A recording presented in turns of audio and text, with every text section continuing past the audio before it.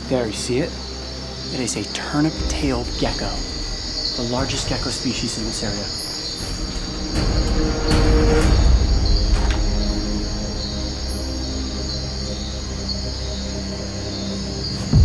Got it! Yes! Got it! Wow, this one, oh, don't bite, don't bite, don't bite!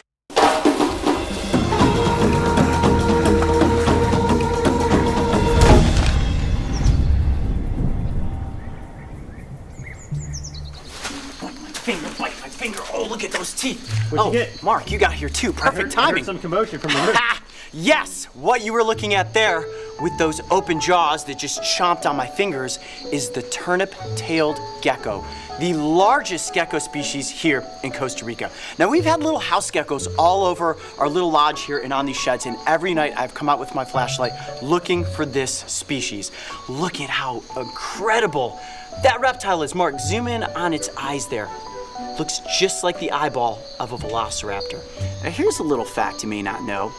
Stan Winston Studios, who did all the design work for Steven Spielberg's Jurassic Park, actually used gecko eyes as influence on the eye design for the velociraptor. Really? Yep. Look at that eyeball. I mean, the vertical pupil, it's yellow, all those little black lines running through it. That is 100% a velociraptor eyeball right there. Now, these geckos have a very... Ow, you bite me again. That's okay. Keep your focus on my finger and not on your tail. Look at the tail of this lizard. These lizards are capable of dropping their tail. So let's say a predator comes into the environment and tries to catch it and only gets the tail. It can detach the tail, allowing the lizard to escape. And in this particular instance, it looks like whenever the lizard last dropped its tail off, two of them actually grew back. Now, I have to be very, very gentle with this lizard, and when I caught it, I needed to make sure that I caught it by the body and not the tail. This tail is very important because it's actually a fat reserve for the lizard. So if for some reason it runs out of bugs to eat, then it can live off of those fat reserves for quite some time. Now, these lizards are insectivores, which means that they're going after bugs. Oh, I see you open up your mouth. Moths, beetles, anything that is up here flying around by these lights is fair game. But let's look at its camouflage. Look at that, it looks just like tree bark. So if this lizard was up in the treetops, there's no way that you would see it. And the way that I was able to spot it, watch this. Look at that, right on the side of the building. And it shows up pretty easily, doesn't it? Oh yeah, big contrast. Now, it thought that it was camouflaged, so it stayed completely still as I walked up. And Mario, I honestly didn't think that I was gonna catch it, because a lot of these little house geckos that are out here, as soon as they see a flashlight, they skitter off up into the rafters. But this one, oh, look at that, you see that? His pads, he's actually holding on to the side of the building. All right, we're gonna bring you back over here for a second. And while we're on the topic of those pads, let's take a look at this lizard's feet. Oh, don't you bite me again. I can see him starting to rear up. I'm gonna just bring his little hand out here.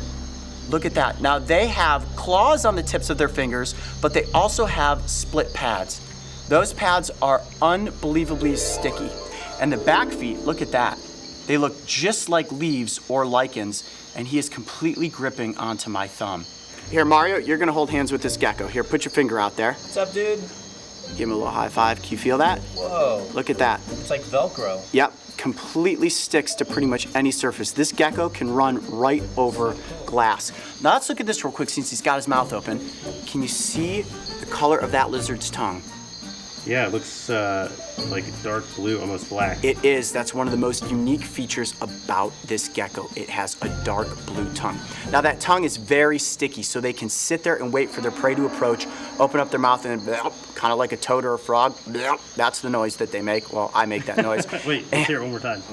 Like that. They stick that tongue onto a bug and then boom, right into those chompers. And I will tell you, this lizard has quite the powerful punch behind its bite. Didn't break skin, but every time he nips me, I'm like, yeah, I can definitely feel it. All right, well, it's starting to rain. I think it's about time to let the gecko go. Yeah, definitely. Well, how cool was this though? Right here behind our lodge on location, and I managed to catch a two-tailed, turnip-tailed gecko. Try saying that 10 times fast. No, thanks. I'm Coyote Peterson. Be brave. Stay wild. We'll see you on the next location. All right, back to catching bugs. If you thought this gecko was a cool lizard, make sure to go back and watch my encounter with the monkey-tailed anole. And don't forget, subscribe so you can join me and the crew on our next location. And look at that, it's almost like an upside down yoga pose.